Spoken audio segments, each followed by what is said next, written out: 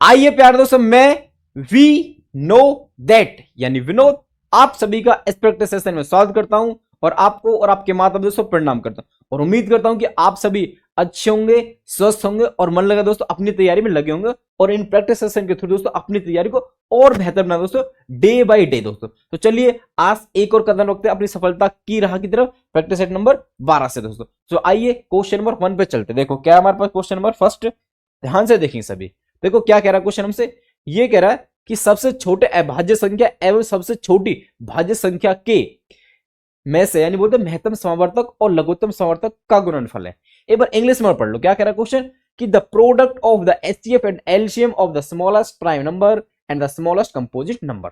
अब देखो सबसे स्मॉलेस्ट प्राइम नंबर क्या होता है, देखो सब smallest prime number, smallest prime number, देखो समझ स्मॉलेस्ट प्राइम नंबर क्या होता है हमारे पास, दो। क्या होता है भाई, दो, जो कि इवन भी है, ठीक है। तो वो क्या होता है भाई, दो होता है, ठीक है। जानते हो प्राइम नंबर क्या होता है मैं, जो केवल अपने आप से और एक से डिवाइड हो। तो दो सबसे छोटा है, एक नेचुरल नंबर है जो प्राइम है और इवन भी दोस्तों, ठीक है, सबसे छोटा। और देखो क्या कह रहा है, और स्मॉलेस्ट कंपोजिट नंबर, सबसे smallest composite number. Composite number बोले तो यानी एक और अपने आप और किसी और से भी हो जाए, उसको क्या बोलते हैं, कंपोजिट नंबर। क्या बोलते हैं, कंपोजिट। तो ऐसा हमारे पास सबसे स्मॉलेस्ट कंपोजिट नंबर कौन सा भाई, स्मॉलेस्ट कंपोजिट कंपोजिट नंबर, ये हमारे पास होता है भाई फोर। क्या होता है भाई, फोर, चार। देखो जो हमारे पास चार है ना, ये एक से भी हो जाता, दो से डिवाइड और चार से भी, यानी बोलते तो एक तरीके से हम ये कह सकते हैं जिनके केवल दो फैक्टर है वो तो प्राइम है, और जिनके दो से ज्यादा फैक्टर है वो क्या भाई, कंपोजिट है। तो समझे, तो सबसे छोटा कंपोजिट नंबर क्या भाई, चार, और स्मॉलेस्ट प्राइम नंबर क्या भाई, दो है। और हमसे क्या पूछ रहा भाई, इनके एचसीएफ और एलसीएम का गुणनफल। तो देखो हमारे पास जो एचसीएफ क्या होगा, इनको एचसीएफ दो का और चार का, दो का और का चार का एचसीएफ क्या होगा भाई, दो, ठीक है भाई। और एलसीएम क्या होगा भाई, दो का और चार का एलसीएम होगा भाई चार। क्या होगा भाई, चार। और पूछ क्या रहा है मुझे, प्रोडक्ट पूछ रहा है। क्या पूछ रहा है, प्रोडक्ट, यानी बोलते गुणनफल, प्रोडक्ट। तो प्रोडक्ट क्या होगा भाई, दो गुना चार, दो गुना चार बोले तो एचसीएफ गुना एलसीएम, दो गुना चार बोले तो चार दूनी आठ, चार दूनी आठ। तो ऑप्शन कौन सी दोस्तों, ऑप्शन डी, ऑप्शन डी दोस्तों। समझे बात को, स्मॉलेस्ट प्राइम नंबर दो, स्मॉलेस्ट कंपोजिट नंबर चार, क्या पूछा, प्रोडक्ट, तो चौक आठ। कोई दिक्कत किसी को, कर पाएंगे दोस्तों।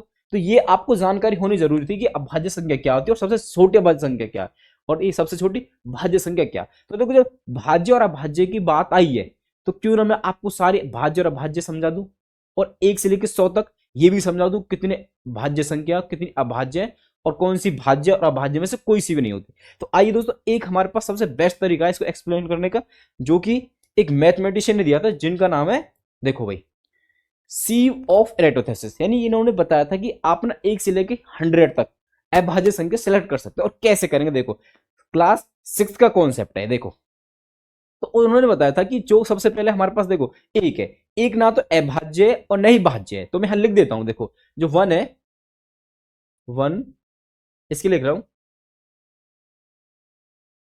ना तो अभाज्य है, अभाज्य है, और और न ही भाज्य। यानी ऐसे बोल सकते हैं, यानी कि वन है जो नाइदर प्राइम नॉर कंपोजिट।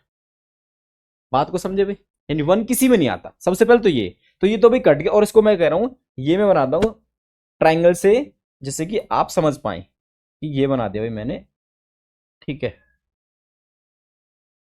यानी वन एक हमारे पास एक ऐसा नंबर है जो ना तो प्राइम है और ना कंपोजिट, इसलिए मैंने इसको ट्राइंगल में रख दिया भाई, यानी कि अलग से, ठीक है। ट्राइंगल में जो है वो ना तो प्राइम है और ना ही कंपोजिट है। अब देखो उन्होंने कहा था कि जो हमारे पास अब नंबर देखो, जैसे दो है, दो सबसे स्मॉलेस्ट प्राइम नंबर है, सबसे क्या स्मॉलेस्ट प्राइम नंबर। तो दो पे ऐसे सिलेक्ट करो आप, दो पे सर्कल लगा लो। अब दो के जितने भी मल्टीपल, दो के क्या जितने भी मल्टीपल है उन सभी को काट दो, उन सभी को काट दो। तो हमारे पास देखो अब 2 के जो मल्टीपल है, पर इससे बात देखो भाई, हमारे पास 2 के मल्टीपल है, तो देखो 3 के 2 का मल्टीपल है, आप कहेंगे नहीं, तो 2 के पहाड़े में कौन कौन सा, देखो 4 आता है, ये कटेगा, ठीक है, ऐसे हाँ लिख देता हूं भाई, ऐसे काट देते बिल्कुल ही, 4 है ना, और ये 6, 2 के पहाड़े में जो आएंगे वो कट जाएंगे एक तरीके से, ठीक है, ये कट के 6 कट गया, फिर 8 भी कट जाएगा, फिर ऐसे 10, यानी कहने का तो मतलब समझ पा रहे हैं आप। अब देखो अगली बार कटेगा 12, ये फिर 14, 2 से मल्टीपल में 2 के पहाड़े में आते, तो 16, 2 के बाद कटेंगे, ठीक है, जैसे 2 तो एक दूसरा, हर दूसरा नंबर कटेगा, तो देखो 18 के बाद 20 कट जाएगा, यानी कहने का मतलब क्या है, ये पूरी लाइन कट जाएगी, 22 कटेगा, 24 कटेगा, 26, 28, 30, 32, 34, 36, 38, 40, 42, 44, 46, 48, 50, ऐसे 52, 54, 56, 58, 60, अरे 62, 64, 66, 68 और 70, 72, 74, 76, 78, 80, और ये 82, 84, 86, 88, 90 और 92, 94, 96, 98 और 100। इस तरह से देखो, पहले 2 पे कलर कर तो इसके हर बार दूसरा नंबर कटेगा, 2 के मल्टीपल एक तरीके से। अब हमारे पास क्या 3, तो 3 भी प्राइम नंबर है, क्या भाई 3, तो इसका हर तीसरा मल्टीपल वो कटेगा, देखो 1 2 3, तो 6 तो पहले कट चुका, अब इसके बाद तीसरा 1 2 3, तो 9 भी कटेगा, ठीक है। अब इन 3 की टेबल वाला सारे कट, देखो 3 3 9, 3 चौक 12 पहले कट चुका, 3 पंजे 15 भी कट गया भाई, 3 6 18 कट चुका, 3 7 21, 21 भी गया भाई, 3 के फाड़े, 3 8 24 गया, 3 9 27 ये भी गया भाई। अब देखो 3 ढाई 30 और ये 33 कटेगा भाई, हर तीसरा नंबर इसके बाद देखो 1 2 3 ये कट चुका, 1 2 3 39 भी गया। अब यहां से 1 2 3 ये कट चुका, पहले 1 2 3 हर तीसरा नंबर कटेगा, ठीक है, 1 2 3 ये कट चुका, पहले 1 2 3 ये भी गया 51 भी, देखो यहाँ से 1 2 3 54 कट गया, पहले 1 2 3 57 भी कट गया, ठीक है भाई। 1 2 3 60 पहले कट चुका है, फिर यहाँ से 1 2 3 यानी 63 भी गया भाई, यहाँ से 1 2 3 पहले कट चुका, 1 2 3 ये भी कट गया भाई, ठीक है।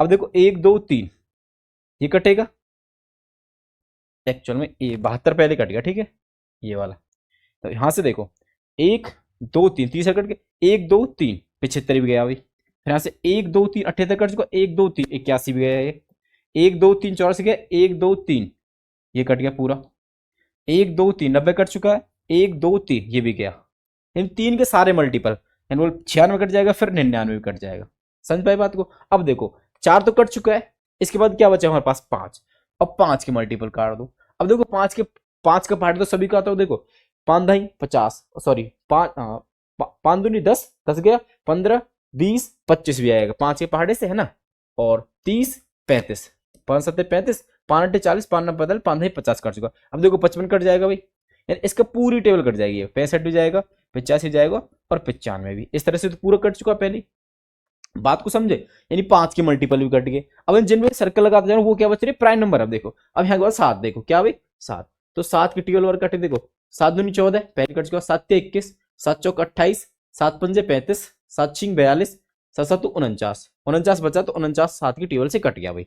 और आगे देखो, फिर आगे देखो इसके बाद 7वां 49, हाँ 1 2 3 4 5 6 7 पहले कट चुका है, फिर आगे देखो 1 2 3 4 5 6 7 कट चुका है, 1 2 3 4 5 6 7 कट चुका है, 1 2 3 4 5 6 7, ये 77 कटेगा, यानी 7 से ये 77 भी कट जाएगा। समझे बात को, नहीं समझे, 7 का जो मल्टीपल है 77 है, तो 7 के सारे मल्टीपल कर देखो, यहाँ से 1 2 3 4 5 6 7 चौरस कट चुका, 1 2 3 4 5 6 7, 91 भी गया भाई, 7 की टेबल में आता ना 13 7 91, याद होगा, और 1 2 3 4 5 6 7 98 गया, फिर ये पूरा।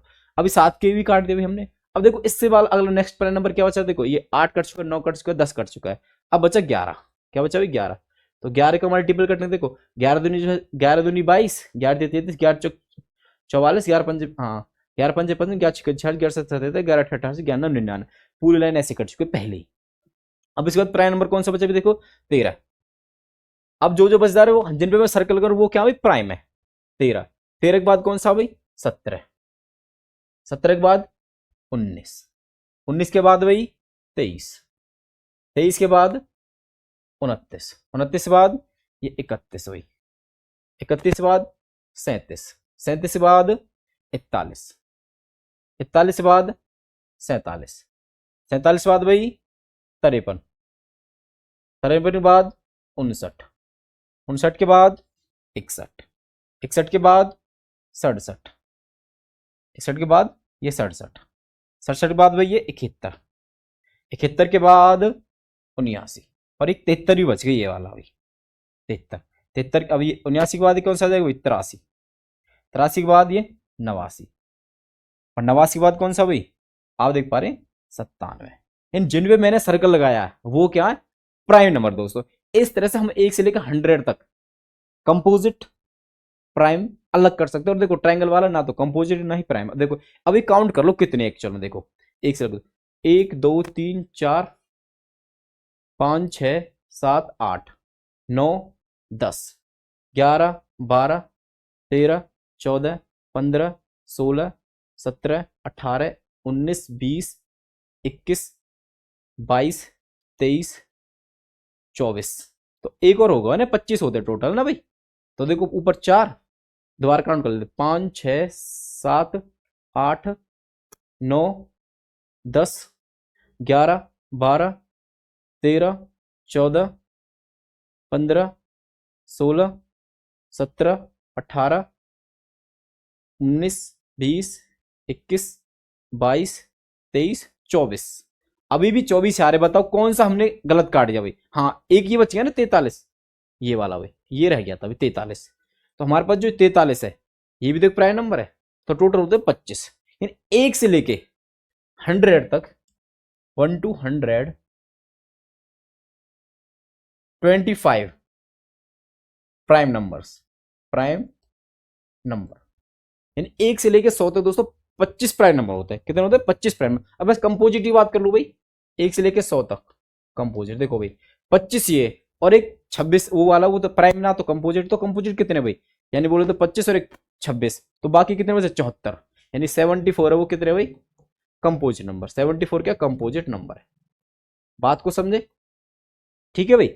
इतना मैंने आपको प्राइम और कंपोजिट बताया दोस्तों। ये केवल डिटेल एक्सप्लेनेशन मैंने आपको क्यों दी कि जो हमारे पास इस तरह इस टाइप पे क्वेश्चन बने दोस्तों कि 1 से लेकर डायरेक्ट क्वेश्चन बनेगा कि 1 से लेकर 100 तक कितने प्राइम नंबर। तो डायरेक्ट आप याद रखेंगे 25 प्राइम नंबर होते हैं। सिंपल समझे बात को नहीं समझे। तो चलिए दोस्तों आप इस कॉन्सेप्ट को समझ गए कि प्राइम कौन से होते हैं और कंपोजिट कौन से होते हैं। कौन सा नंबर ना प्राइम है ना कंपोजिट है तो उसका भी ध्यान रखना ठीक है। वन है जो ना तो प्राइम है ना ही कंपोजिट है। उम्मीद करूंगा ये आपको समझ में आएगा सी ऑफ रेट से कैसे प्राइम नंबर सेलेक्ट करते 1 से लेके 100 तक दोस्तों। तो चलिए अब अगले क्वेश्चन पर चलते हैं और समझते हैं क्या है हमारे पास। देखो ध्यान से देखेंगे सभी। क्वेश्चन नंबर 2 दोस्तों देखो क्या कह रहा हमसे कि क्वेश्चन मार्क का 35% बराबर 458 माइनस 269।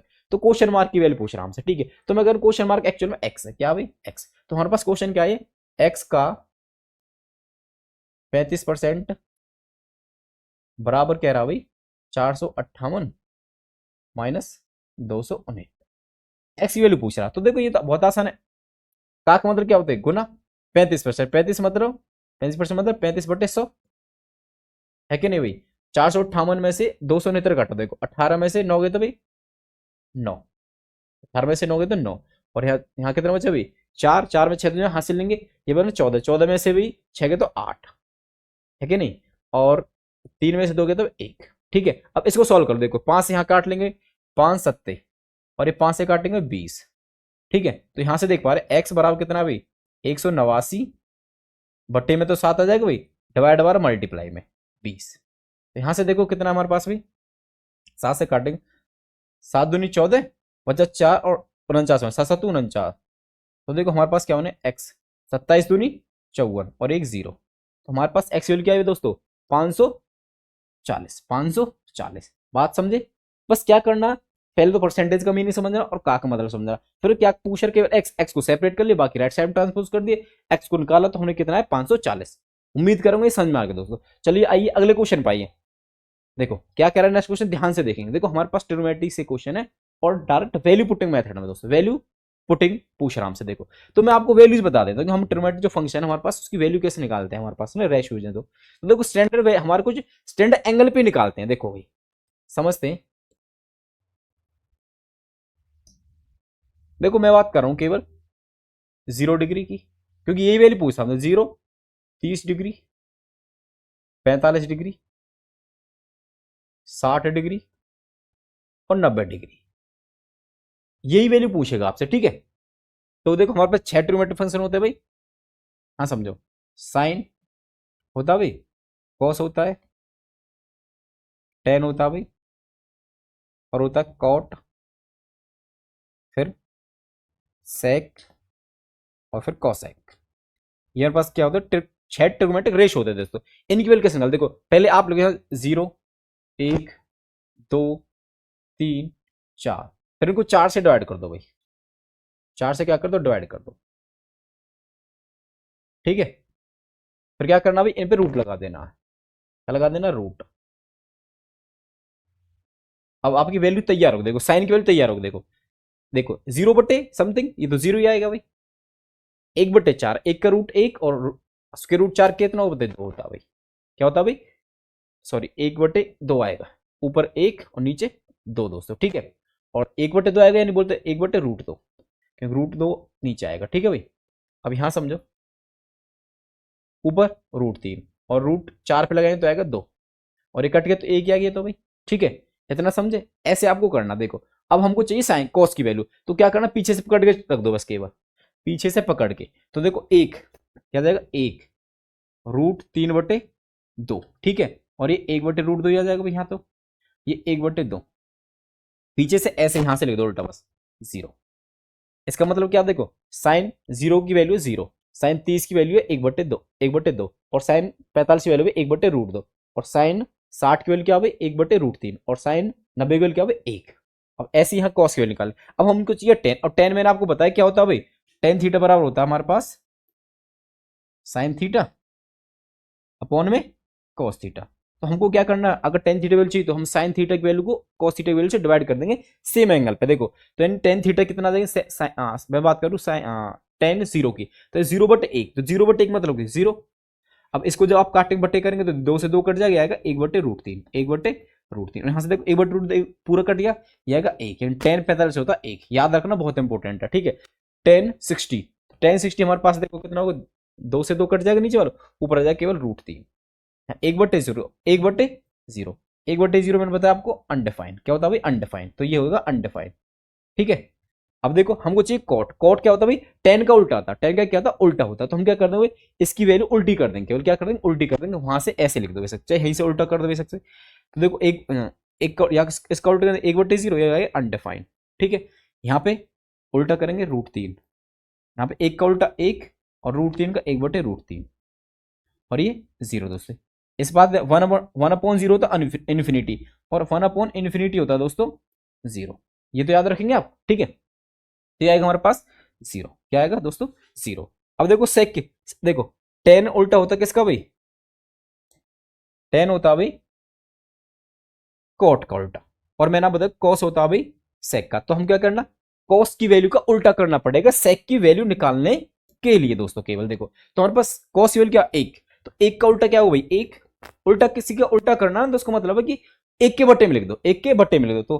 तो देखो √3/2 को उल्टा करने क्या था ना, 2/√3, 2/√3। ठीक है भाई, और 1/√2 का √2, √2/1 लिखेंगे तो √2। ठीक है भाई, 1/2 का 2/1 यानी कि 2, और 0 का 1/0, यानी बोल दो अनडिफाइंड। अनडिफाइंड, समझे बात को, नहीं समझे। अब बात करते हैं कॉस की, कॉसेक की। ठीक है, कॉसेक किसका उल्टा होता है भाई, कॉसेक होता है, कॉसेक होता है भाई साइन का। कॉसेक किसका उल्टा होता है भाई, ये होता है हमारे पास साइन का उल्टा। तो हमको क्या करना, साइन की जो वैल्यूज है उसका उल्टा करना। देखो 0 का उल्टा करें तो 1/0 बोल दो अनडिफाइंड, और 1/2 का उल्टा करें तो आएगा 2। ठीक है भाई, और 1/√2 करेंगे तो आएगा √2। ठीक है, और √3/2 का उल्टा करेंगे तो आएगा 2/√3 दोस्तों। ठीक है, और 1 का उल्टा करेंगे तो आएगा 1। क्या करेंगे, 1। समझे बात को, नहीं समझे भाई। तो मैंने आपको कुछ सभी वैल्यूज बता रही है ट्रिग्नोमेट्रिक फंक्शन की एक स्टैंडर्ड ऑर्डर पे, डिग्री एंगल पे दोस्तों। ठीक है, तो चलिए दोस्तों अब अगले इस क्वेश्चन को करते हैं। देखो ये क्या कह रहा है, साइन 30, साइन 30, तो साइन 30 कितना होता है हमारे पास, देखो यहाँ देखो साइन 30 कितना भाई 1/2, 1/2 डायरेक्ट, ठीक है भाई। टेन 45 याद रखेंगे एक होता है, टेन 45 1, टेन 45 1, तो +1 माइनस cos 60, तो cos 60 कितना भाई 1/2, 1/2। तो यहां से आप देख पा रहे हैं, देखो क्या कि हमारे पास जो ये क्या +1/2, ये -1/2, ये तो कटेगा पूरा, ये तो पूरा कट गया 1/2 से 1/2 कट गया, क्या बचा केवल 1 बचा, क्या बचा 1, यानी इसकी वैल्यू क्या है दोस्तों 1। कितनी देर का क्वेश्चन था ये, परंतु मैंने ये वैल्यूज बता दी तब हुआ। यदि आपको वैल्यूज डायरेक्ट याद है तो आप ही डायरेक्ट कर पाएंगे दोस्तों। तो मैंने वैल्यूज इसलिए बता दी कि आगे जो क्वेश्चन आएंगे आप कर पाए दोस्तों। उम्मीद करूंगा ये चीज आपके समझ में आ गई। आपको ये भी निकलना होगा हम यदि हमको वैल्यू भूल जाए तो वैल्यू बना भी सकती है यदि हमारे पास समय है तो। कैसे बनाएंगे, 0 1 2 3 4 बटे में 4 4 लिखेंगे, उसको सिंप्लीफाई करके साइन की वैल्यू आ जाएंगे हमारे पास। फिर उसके हिसाब से मैंने बताया साइन की कॉस के लिए उल्टा कर देना, टेन की वैल्यू के लिए साइन अपॉन कॉस की वैल्यू को डिवाइड करेंगे, उसके बाद टेन के लिए उल्टा कर देंगे कॉट निकालने के लिए, ठीक है भाई। और सेक का किसका उल्टा था कॉस, ये और साइन होता है कॉस सेक होता है साइन कॉट, उसकी वैल्यूज को उल्टा कर देंगे। उम्मीद करूंगा ये टेबल भी आपके समझ में आ गई होगी और ये क्वेश्चन भी समझ में आ गया होगा। तो आइए अब अगले क्वेश्चन पे आइए और समझिए क्या है नेक्स्ट क्वेश्चन, ध्यान से देखो भाई क्या कह रहा है हमसे। देखो ये कह रहा है हमसे क्वेश्चन कि किसी मशीन का मूल्य हर वर्ष 10% की दर से घटता जाता है, यह 3 वर्ष पहले खरीदा गया था एवं इसका वर्तमान मूल्य 8,748 रुपए है, उसका क्रय मूल्य था। देखो क्या कह रहा क्वेश्चन कि हमारे पास क्या भी एक मशीन है, उस मशीन का जो मूल्य है ना हर साल 10% घट जाता है। अब जो वर्तमान समय में यानी बोल देखो 3 वर्ष पहले खरीदी, 3 वर्ष पहले खरीदो तो 3 वर्ष वर्तमान मूल्य क्या कह रहा भाई 8,748। तो देखो मैं कह रहा हूं भाई हमारे पास जो क्रय मूल्य था जिसपे हमने खरीदी थी वो था भाई एक्स, क्या था भाई एक्स था, कितना था एक्स था। अब देखो 10% का मतलब समझो पहले तो आप, 10% का मतलब है 1/10। इसका मतलब क्या है कि यदि उसकी क्रय वैल्यू मतलब बोलते हमारे पास जो खरीदने का मूल्य वो 10 रहा होगा तो एक हर साल घटेगा, हर साल घटेगा, यानी कि उसकी वैल्यू 9/10 हो जाएगी अपने आप का, क्या हो जाएगी 9/10 हो जाएगी एक वर्ष में। तो देखो यदि एक्स है तो एक वर्ष का चेंज पूछे तो आएगा भाई 9/10, 10 से 9 होगी, ठीक है। अब इसने पूछा 3 वर्ष का, तो देखो हर साल इतना हो रहा 9/10, तो दूसरे साल क्या होगा ये 9/10। अब ये कह रहे 3 साल पहले तो 3 साल बाद क्या होगा 9/10, दूसरे साल 9/10। बात समझे कि नहीं समझे भाई, 3 साल का हर बार क्या हो रहा है 9/10, हर बार 9/10, तो कितने साल कह रहा 3 साल। अब ये कह रहा है जो वैल्यू घट के कितनी होगी 8,748।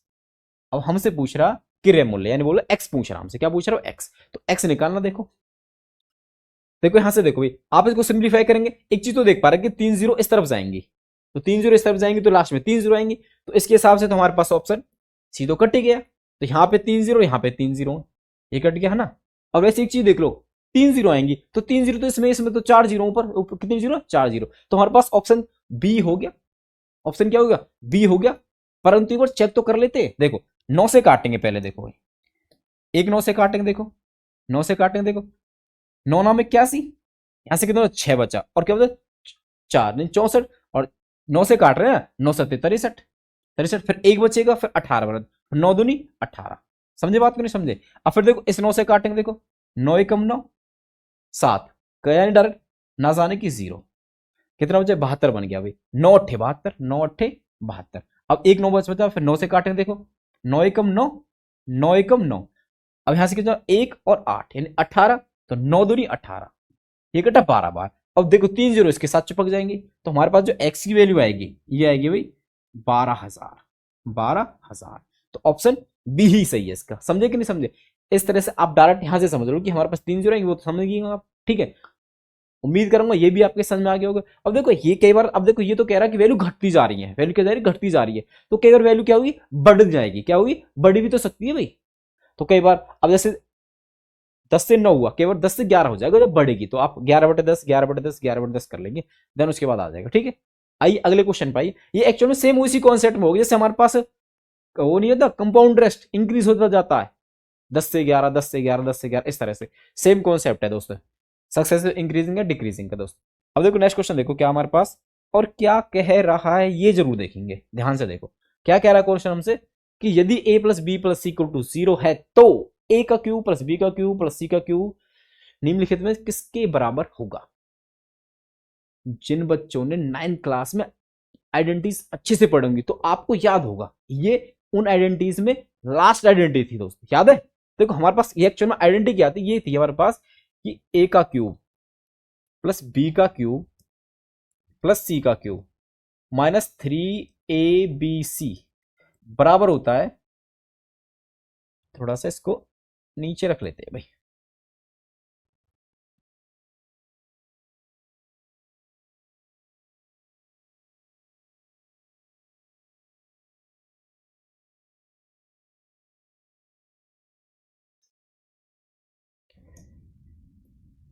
ये बराबर होता है a plus B plus C into, दोस्तों मैं यहां लिख रहा हूं, ये तो समस्या हो रही है भाई थोड़ी सी,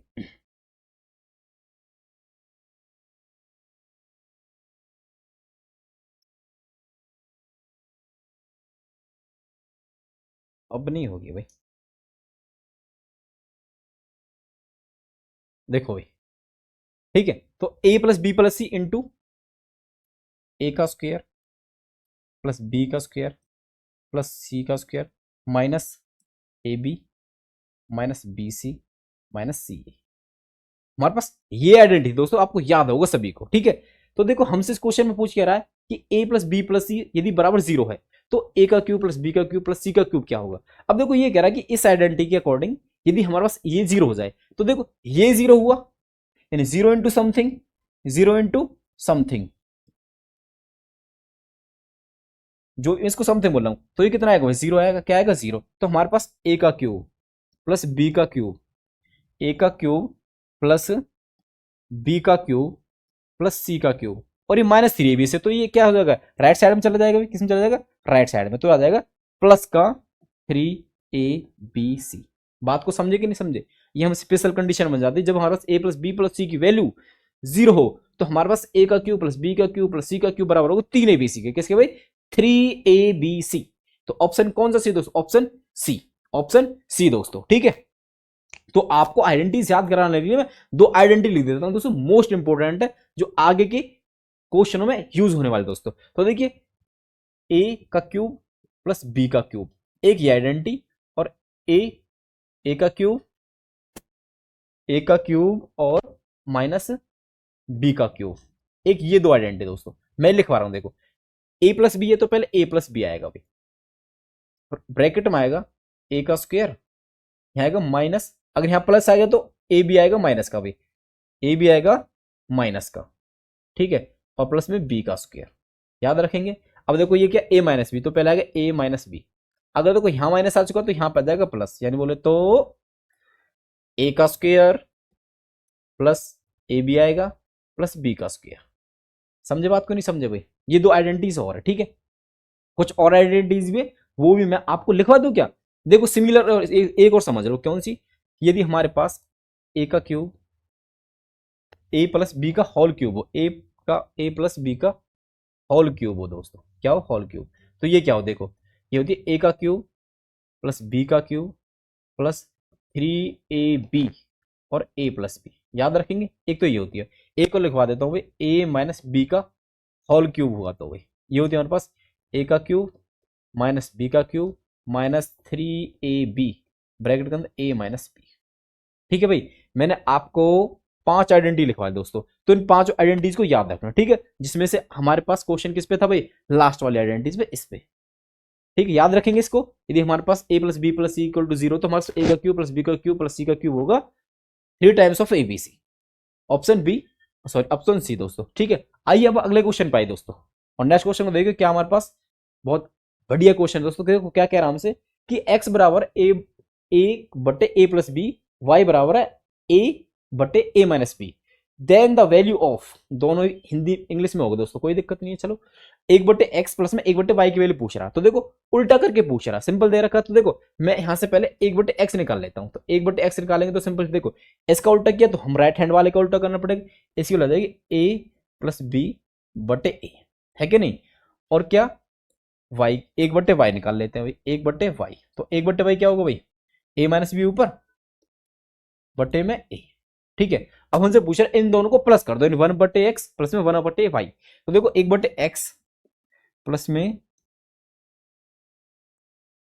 1/y, अगर इसकी वैल्यू निकालनी भाई तो देखो इसको ऐड करेंगे, प्लस में इसको ऐड करेंगे, यानी बोलते a प्लस बी बटे ए प्लस a माइनस बी बटे ए। तो देखो यहां से आप देख पा रहे एलसीएम तो a ही आ जाएगा, क्या आ जाएगा भाई, a आ जाएगा। और आप देखेंगे ऊपर क्या आएगा, a प्लस बी और a माइनस बी। तो देखो b से b कट जाएगा और a और a 2a बटे a। तो देखो a से a कटा तो केवल क्या बचा भाई, 2। क्या बचा भाई, 2, यानी हमारे पास इसकी वैल्यू क्या आ गई भाई, 2। तो ऑप्शन 2, यानी बोल दो बी एकदम बिल्कुल सही दोस्तों। समझे बात को, बस क्या करना, उल्टा कर देना और ऐड कर देना। ये आप यदि अभी ये स्टेप बाय स्टेप सोच के होंगे तो ये चीज आपके मन में डायरेक्ट कैलकुलेट होगी दोस्तों, और आपके मन में डायरेक्ट आंसर आ गया 2। ये तो मैं समझाने के लिए आपको।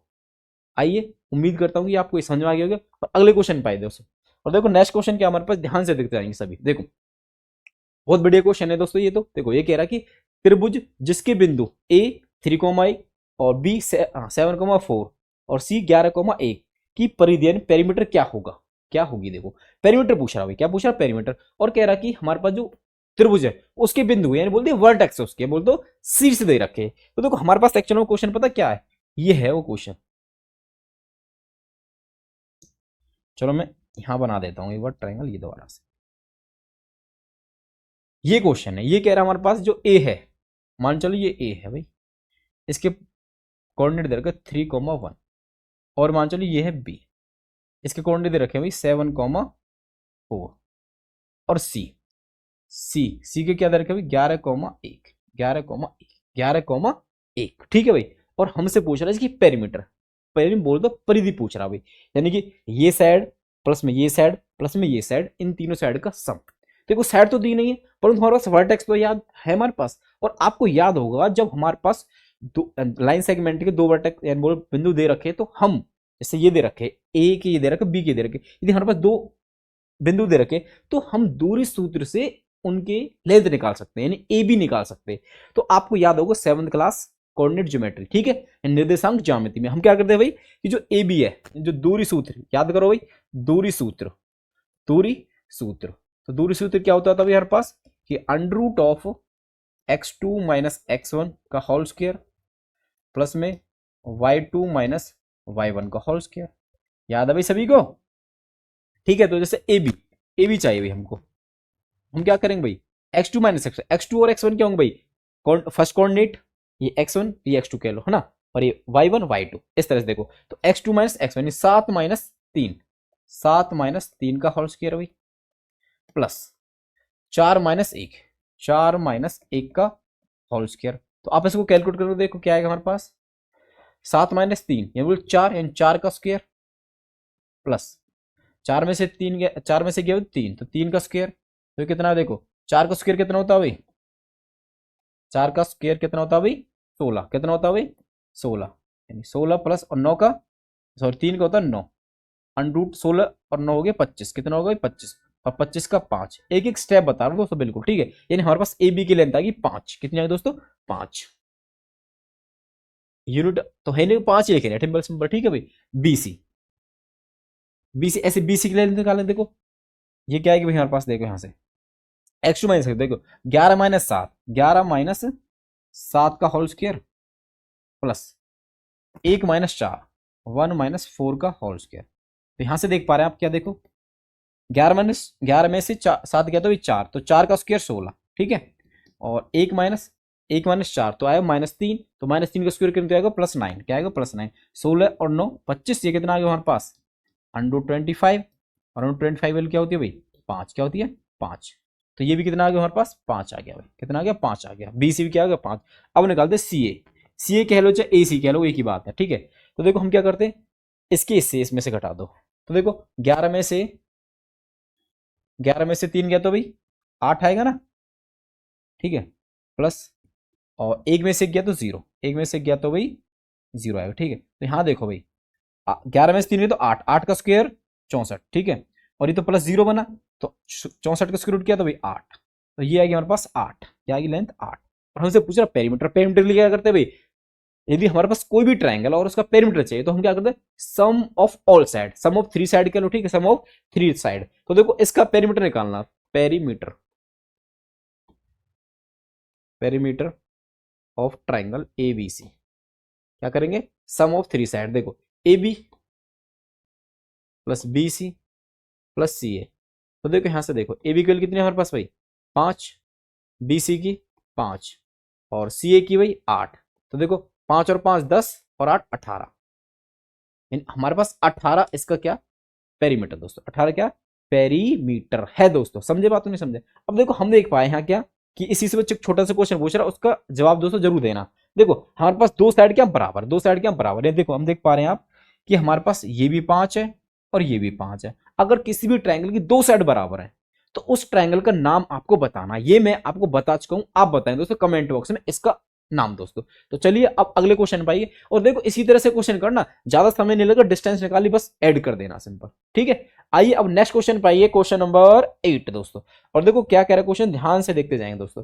देखो ये कह रहा हूं हमसे क्या कि एक समकोण समद्विबाहु त्रिभुज का क्षेत्रफल 200 सेंटीमीटर स्क्वायर है तो उसका विकर्ण कितना होगा। देखो ये क्या कह रहा है हमसे कि हमारे पास है वो जो ट्राइंगल है, जो हमारे पास जो ट्राइंगल है वो कैसा ट्राइंगल है भाई, एक समकोण समद्विबाहु, समकोण भी है और समद्विबाहु भी है, समद्विबाहु।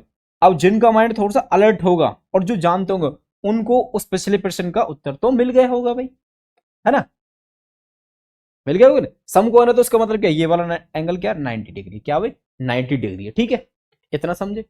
समकोण है तो मतलब उसमें एक एंगल 90 होगा, मैंने कह दिया भाई ये एंगल 90 डिग्री है। और अगर समद्विबाहु यानी कि दो भुजा बराबर है, पता चल गया भाई, तो मैं नाम नहीं बोलूंगा, तुमको आंसर देना भाई।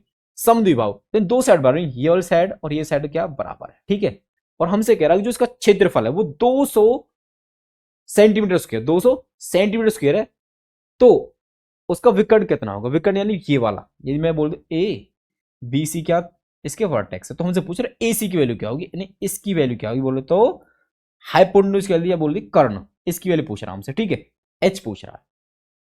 और एरिया बता रहा कितना 200। तो देखो मैं कह रहा हूं हमारे पास इसकी लेंथ क्या एक्स है, अगर ये और ये बराबर तो ये भी एक्स होगा भाई। तो हमारे पास जो एरिया ऑफ ट्राइंगल होता है वो क्या होता है भाई, एरिया, मैं हिंदी में लिखता हूं भाई, त्रिभुज का क्षेत्रफल, त्रिभुज का क्षेत्रफल। तो त्रिभुज का क्षेत्रफल क्या होता है भाई, 1/2 base into height, base into height है बोल दो, आधार गुना लंब, ठीक है भाई, एल्टीट्यूड ये वाला बेस और अब।